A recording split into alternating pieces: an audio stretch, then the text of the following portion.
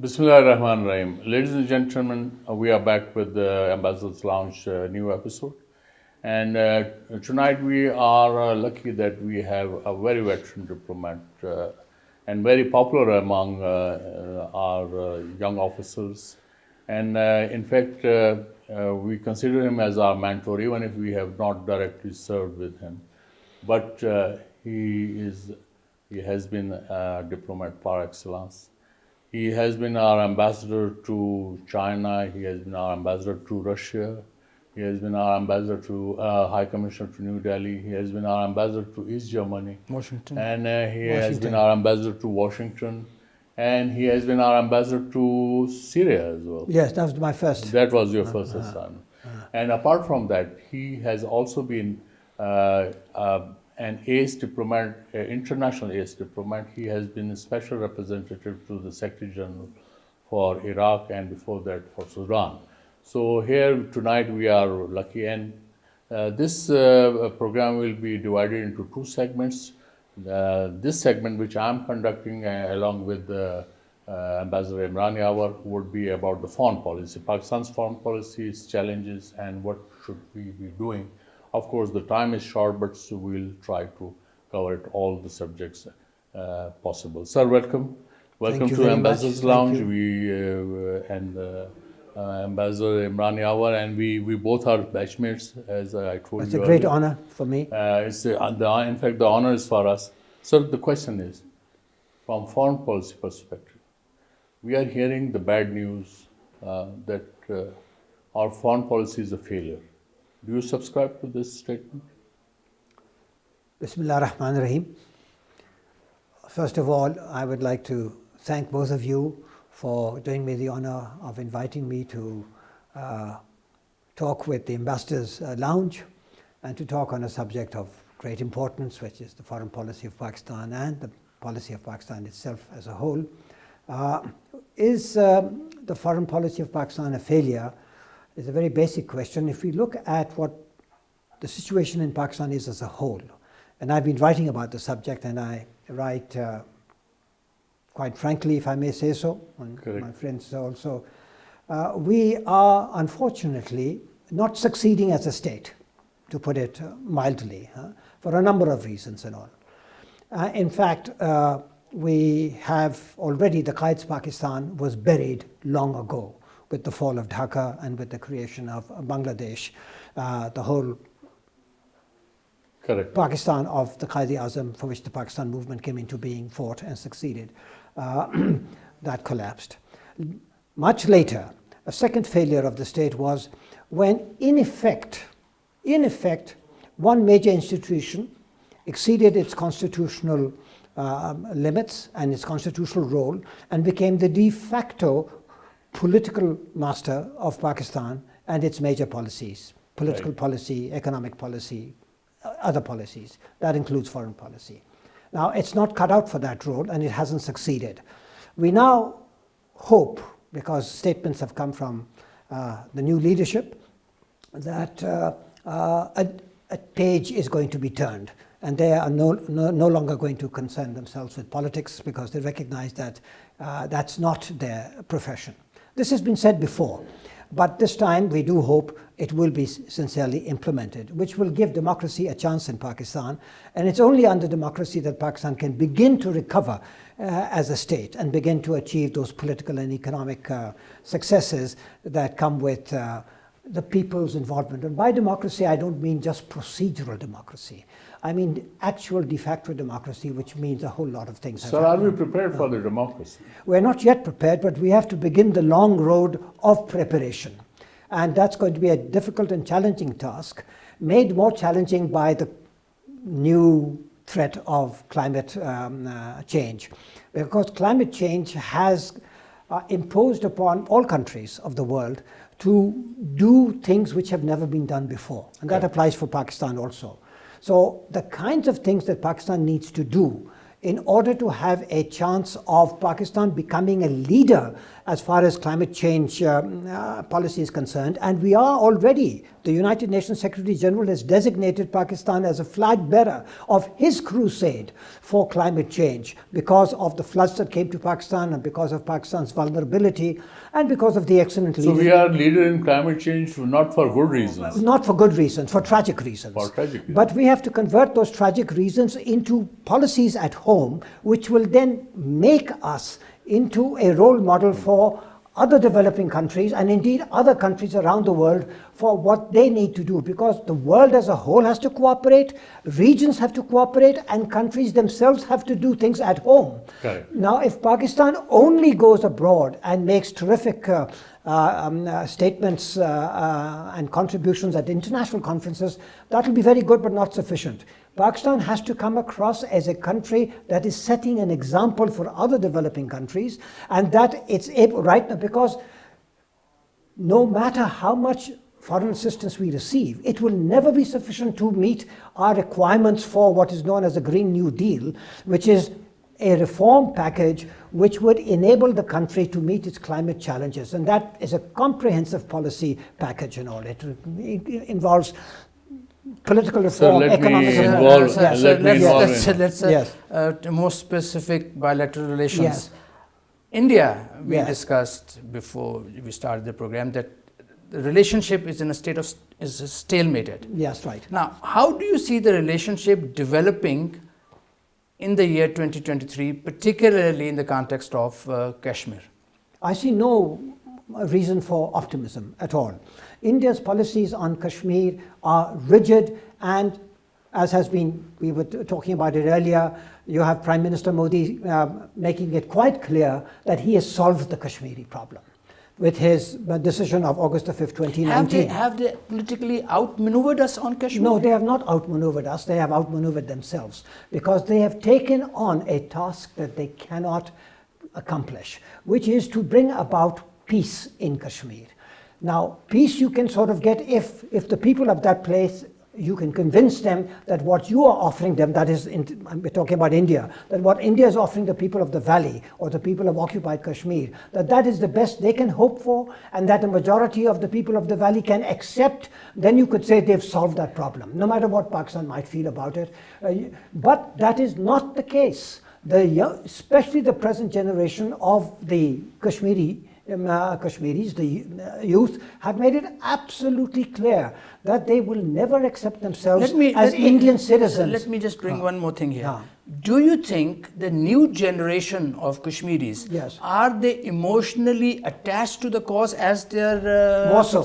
Even more so. Their predecessors were attached to the cause also, but many of their predecessors had a lot of dealings with the Indians. Some of them had dealings going back to the Congress leadership, Sheikh Abdullah, etc., and other leaders and all, who participated. Some of them willingly participated under the Indian system, thinking that's the best solution possible. The resistance was the resistance of the All Pakistan Hurriyat Conference and all. Now the youth have gone even beyond the APHC. They are simply not interested in being part of India. They know how to die. They know how to sacrifice. Are they interested in being part of Pakistan? Much less so than was before. This is because there's a great disappointment with the way Pakistan has looked after itself and the way Pakistan has also sort of handled the Kashmir problem. What could we have done? I mean, you said the way we have handled. Well, we sought to control the Kashmir policy, and we've controlled the Kashmir policy in a manner that has not been efficient, not long-sighted, far-sighted, and which has imposed sacrifices upon the Kashmiri people, which has been very, very unfair. Now, right now, Pakistan recognizes that it cannot control the situation in Kashmir. You have the LOC, which is very heavily defended and all. Cross-LOC activity is not possible now on any significant scale.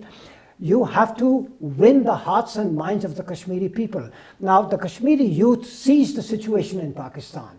It recalls the disappointments of their elder generation. Their hearts are still with Pakistan, but their mind is somewhat has reservations that whether Pakistan can be of the kind of help that they need. So to the extent that Pakistan stands up for their cause, supports them, and it is our duty, in fact, to any people who are struggling for the right of self-determination, which is a human right, and which is in accordance with the UN Charter and in accordance with international law, because UN resolutions are part of international law. If Pakistan has a duty as being a party to the in Kashmir, principle, yes, sir. not in principle, but What in law. can we actually do, sir? What can we actually do? You can do a lot. Your diplomatic support is very important. Your continued assistance, after all, these are the people who are struggling for their fundamental rights. We must be advocating their cause throughout the world far more actively than maybe we have been doing. We have been doing it. We do it, but we need to step up that. And the way you can do that, the best way you can do that, is to get the world to listen to Pakistan's point of view. And for that, Pakistan has to improve its own image. So your domestic governance also comes into the picture. So do you think that ceasefire announced in February 2021 yes. was a correct policy? Well, you had no option. I mean, because the ceasefire is no problem. I have no problem with the ceasefire. But it was not a diplomatic move. It was done by the DGMOs of the two countries. No, that's the way it was done. Yes. The way it's done. The ceasefire right now is a reality, is a fact. There is was it good or bad from Kashmir's movement point of view? Because the action which Modi had taken, in fact, ideally the ceasefire line or a line of control should have been heated up. I think the ceasefire in itself was a positive step. The reason is that you didn't have any other option. A non-ceasefire was not leading to any progress in the Kashmir situation, and the Indians had begun. But they were facing the Chinese. Yes, 1 year earlier, true. in fact, it was Galwan Valley incident. Yes. And Indians, it suited Indians that we may not open the second front for them. To the extent that assistance was being supplied, to the extent which we always denied, but if you take the view that despite our denials, in effect, we were helping the resistance, I believe we should have been more emphatic, more frank, saying yes, it is our duty as a party to the dispute, and it is our duty under international law and human rights law to support resistance movement, genuine resistance movements. So we should not have been shy of admitting that. We should not have been shy. But supplementing Asif's question, our political side and the military establishment, are they on board as far as our policy, Kashmir policy is concerned? Well, who is dictating the terms? No, well, the military always, I've already mentioned it, where Pakistan failed for a second time is when all policy began to be determined by and large by one institution, which was exceeding its constitutional writ in doing so. That point I've already made. Has that affected our policy on India? It's affected your relationship. It's affected your image, and your image is what determines the amount of international support you get for your cause. Now, international opinion also is not necessarily balanced opinion or fair opinion. The United States looks at its strategic interest. The United States sees India as a strategic partner in its struggle against China, in its policy of strategically containing China. So America has never ever pretended to support Pakistan against India. It has claimed to have a relationship with Pakistan, and that it sees Pakistan as a friend, an important friend, but as a non-strategic friend, or limited strategic importance for Pakistan when it comes to Afghanistan, when it comes to sort of nuclear non-proliferation, when it comes to counter-terrorism. Yes, Pakistan is sort of very important for them because of our geographical location. But when it comes to America's largest strategic interests, especially in South Asia or in Asia or the Asia-Pacific region and all, India is their partner. Do you think India would be ready to become a sacrificial lamb for the American strategic calculation? They have never ever said they will do that, and America recognizes that India is too big, too important to be a sacrificial lamb. But they don't have the same regard for Pakistan, no. Because Pakistan is far more dependent. India has only once gone to the IMF. Right. And so India is not so dependent. India has not realized its potential, mainly because of its own mistakes at home and even in foreign policy. But India is a country which has it's a $5 trillion economy. And Pakistan, 3 trillion. Right now it's 3 trillion. $3 Yes. trillion. $3 trillion economy. But will be, yes. It is planning to be a $5 trillion dollar economy. That's correct. We are 350 billion. Yeah. So I mean, we are 10 times, one tenth the size of India. Correct. We should. If we really, at one time, if you look at the 50s and 60s and our growth rate and our GDP and our per capita income vis-a-vis India, we should have been 2/3 the income of India. Here we are 1/10. But sir, everything is taken away and looked after by our population growth. We were less than India's also had population growth. India's No, 1.4 is going to be the biggest in the world now. From our pie, yes. Our population is now 70 million more than the Bangladeshis were, while in 71 but it's not just because of population, it's because of lack of investment in fundamental infrastructure, physical infrastructure as well as human infrastructure, including education and health. We talked about US. Now, Pakistan-US relations have never been smooth. There have been ups and downs. Yes. Our interests, our worldview, they don't converge. No. But they do converge because of extenuous situations. Do we need another crisis for US to develop the same sort of interest in Pakistan as it had when Afghanistan was there? What kind of crisis? When the Afghanistan crisis emerged, suddenly Pakistan became a frontline Pakistan state. has to live from crisis to crisis. Yes, exactly. Then of course it will have no future itself. We are a country that America, as I mentioned, there were 3 issues. There was Afghanistan, there was counterterrorism, and there was nuclear non-proliferation, where it brought us together, but not necessarily on friendly terms. That friendship was defined by pressure from America on Pakistan for a number of reasons. And America is blaming Pakistan even today for its failures in Afghanistan. Pakistan's nuclear program is a matter of concern to America, but not India's nuclear program. So even the things which brought us closer to each other were not necessarily in Pakistan's favor. Nonetheless, I must admit, America is the biggest economy in the world, the mightiest country in the world, the strongest army in the world. America is the #1 provider of economic assistance to Pakistan. The American market is hugely important for Pakistan. Pakistani students, by the tens of thousands and all, study and get their degrees in the United States. Our own degrees here are almost worthless because of the standard of our education and all. So whatever qualified people we have, to a very large extent, America contributes and helps.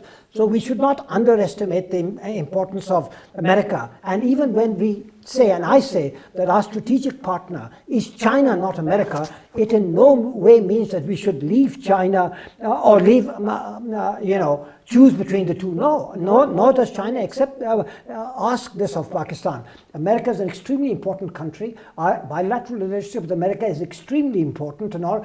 We must seek to maintain it, but maintain it on terms which are beneficial for Pakistan rather than beneficial for the elites of Pakistan who ignore the national interest of Pakistan or the interests of the poor people of Pakistan. Sir, were all the US bashing under the last administration, our administration, the administration of Prime Minister Imran Khan?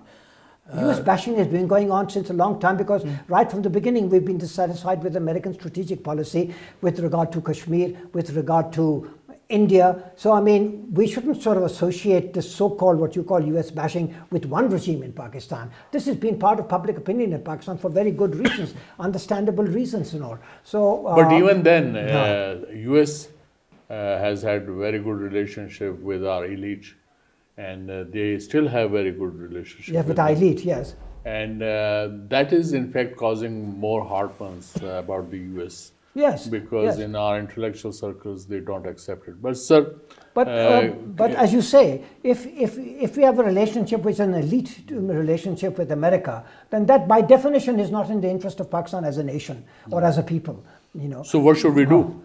What sort of relationship do you envisage? as I said, inherently America is the number one most important country in the world in terms of power, in terms of GDP, in terms of military strength, in terms of technology, in terms of all kinds of things. It's way ahead, and China is the first country to acknowledge that. So having a relationship, a working relationship, a good working relationship with the world's most important country is to Pakistan's benefit, provided we handle it in the interest of the people of Pakistan. Correct. The question is not a question of moving away from... Why Americans would blame us in Afghanistan while they were in charge for more than 2 decades? Well, no country likes to do by blame itself. Yeah. But the issue is because they left Afghanistan, and in fact, with Taliban, if you recall, in the initial years, in fact in 2002 to be precise, Taliban were ready to sign the surrender document, but Rumsfeld, he just rejected it, that we are not in the business of signing the surrender documents. But after 10 years, they started the Doha process. Yes. And it took them another 1 decade to... And Pakistan played quite a role there. Yeah, we had. But the question is that even then, whatever role of facilitation we did, it did not pay off. In fact, they are still blaming us about, like Trump said, that we indulge in deceit. And Biden, he's still, he did not talk to our... No, the Americans do blame us, but that is a question of shifting the blame from themselves and blaming Pakistan, because it is the Americans... But you can't counter it. The issue is you just are unable to counter it. No, the Americans reached an agreement with the Taliban. That was their agreement with Taliban, which Pakistan facilitated. Correct. So the American criticism of Pakistan for their own exit, it was their decision to leave Afghanistan, because fundamentally America got bored. They are not in Afghanistan for the sake of the Afghan people, never were. Now, once America saw that its own interests, its own strategic interests no longer required it to be in Afghanistan, they wanted to get out. Because electorally speaking, it was not popular in America. And it had a bipartisan support. Pakistan helped them to get out because Pakistan had influence with the Taliban, and we used that influence, and America thanked Pakistan a number of times for that. Now when they go back, they blame Pakistan. Oh, you sort of, helped the Taliban. And in fact, they're blaming Karzai also, you see. Now, Pakistan did not have a good relationship with Karzai. We had a working relationship with the Taliban going back in time, whether it's a good relationship or a bad relationship, wise relationship or not, but America used it, and America itself was involved with the Taliban, and Pakistan facilitated that. So right now, America has itself to blame for not succeeding in Afghanistan, and once they recognized that they couldn't succeed there, and they lost strategic interest in it, because even China was not interested in having a contest with America inside Afghanistan. China is much more far-sighted, because China today is the only country that every single Afghan party is in favor of engaging with.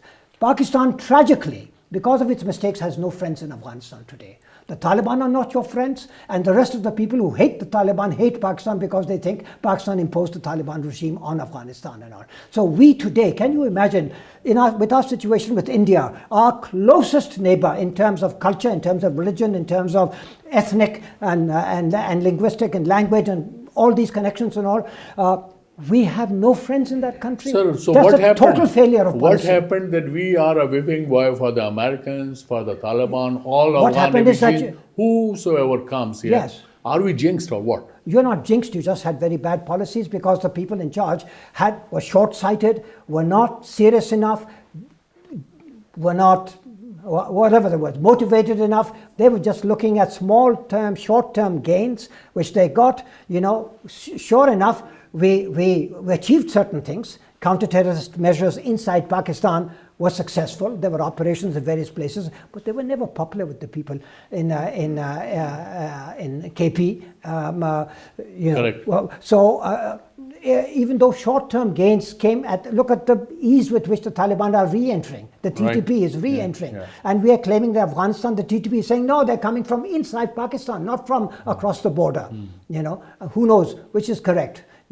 So the fact of the matter is that our Afghan policy failed because our Afghan policy was in the hands of people who knew nothing about Afghanistan and had no empathy, sympathy. So in fact, you just answered two of my questions. Yes. I wanted to know why is Pakistan so unpopular with the people of Afghanistan? Yes. One thing. Second thing is, have we been we were talking to Taliban who were not in government. Now we are talking to Taliban who are in government. Have we been able to reconcile to this fact? I think you have answered both of the questions. Ukraine war is a stalemate again, and Russian the war is there.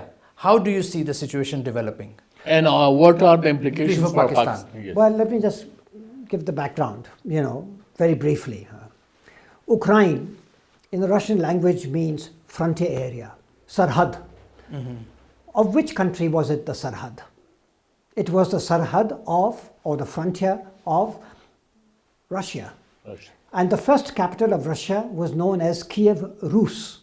And the first Tsar of Russia was Tsar Vladimir in Kiev Rus. Right. Kiev, Ukraine, which means the Sarhad, has never been an independent country of itself.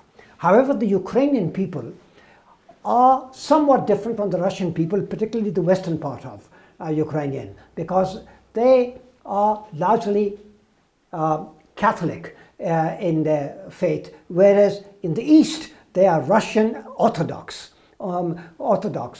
So there is that cultural divide between the pro-Russian eastern part of Ukraine and the much more independently minded western part of Ukraine. But they all regard themselves as Ukrainian. Now, Ukraine was after, let's say, the fall of the Soviet Union. Russia recognized Ukraine as an independent country in its current borders. Therefore, Putin made a grave error in invading Ukraine, a big mistake. He was trapped. He was trapped because Mikhail Gorbachev was betrayed by the Americans. Mikhail Gorbachev agreed with senior Bush 41, that he will allow the reunification of Germany and the participation of reunited Germany in NATO, provided NATO does not expand towards the east, which President Bush, the senior Bush, said we will not move by 1 inch towards the east. Clinton came in afterwards and said, where is the written agreement? This was a gentleman's agreement. But in diplomacy, a gentleman's agreement, once announced and statement, doesn't have to be sort of backed up by any document. It is law itself because the two presidents make that statement and all. Clinton chose to go back on that. That is what led to the failure of Gorbachev in Russia. In Russia, Yeltsin just carried on. He wasn't very good. He was, drunk half the time and all. Putin came in and was determined to correct this situation. But even Putin had recognized Ukraine. But when he saw that in Kiev, you had a neo-Nazi party coming in, which was imposing its rule on the east, and they brought about a coup in Kiev also, an anti-Russian coup, and that in effect, NATO was moving towards the border of Russia, and Ukraine has been along the historical invasion path of Russia for over 200 years. So which leader in Russia could survive if he would allow NATO to come up right to the borders, especially after they had an agreement with America that NATO would not expand 1 inch to the east. So America was treating Russia with contempt, forcing it into a war which it hoped it would defeat Russia because its intelligence and all, it knew Russia's strengths and weaknesses, and force a change of regime in Russia to detach Russia from China, which is America's major objective. To detach Russia from China so that Russia becomes a subordinate ally of America in a Western League vis-a-vis China, therefore rendering China much weaker than it is now. Now China has a strategic relationship with Russia, and together the two are provide credible opposition to America, the United States and Western Europe, and you can see the success that CPEC and BRI are having, plus other agreements between Russia and China and the other countries of Asia. So this is a much bigger game. Ukraine is a small part of a much larger strategic game by America, and America recognizes that one day we will clash with China. It better be now rather than later, when China will overtake us as the largest economy in the world. Sir, Ukraine, as you have rightly pointed out, now you think it is a pawn, and then what are the options for us if Ukraine has become a pawn in the hands of the NATO countries? We need to support international law. Small countries, medium-sized countries must always have international law on their side. Putin is in the wrong as far as international law is concerned, number one. So as far as law is concerned, we should always condemn the Russian invasion of Ukraine. Now, as far as Crimea is concerned, the Russians held an election in Crimea where 80% of the population voted to be part of Russia, because the original people of Crimea are Tatars, and otherwise the majority of the population are Russian Orthodox, Russians, So if you give them a choice, they will not go back to Ukraine. Right. They will stay with Russia. But Zelensky wants to conquer Crimea. You see, and Crimea is formally part of the Ukraine which Russia recognized, which now looks like a mistake, but at the time it's not a mistake, but the way things have turned out. But so Pakistan should never endorse Russia's invasion, but it needs to recognize what America's strategic thing is, and therefore we need to keep up a working relationship with Russia as best as we can, while persuading it to try and find, but Russia wants a peaceful. It's America and much less so Europe, but particularly America doesn't want peace. They want the war to end in humiliation of Russia and a change of regime in Russia, so that the successor of Putin will become a junior partner of America in a Western league against China. Now, that is something which we can't concern ourselves with, and we cannot support that, and we should in no way act in a manner as if we are supporting that kind of strategy, because that doesn't. Your conversation is so absorbing that one doesn't want to We could continue on this thing, But time constraint is there, and then we have to have the other segment also on Pakistan's domestic policy. So, ladies and gentlemen, you have heard the discussion from Ambassador Ashraf Jahangir Qazi. I'm sure I'm educated, and I'm sure you would also have enjoyed the discussion. Please keep watching. Thank you so much.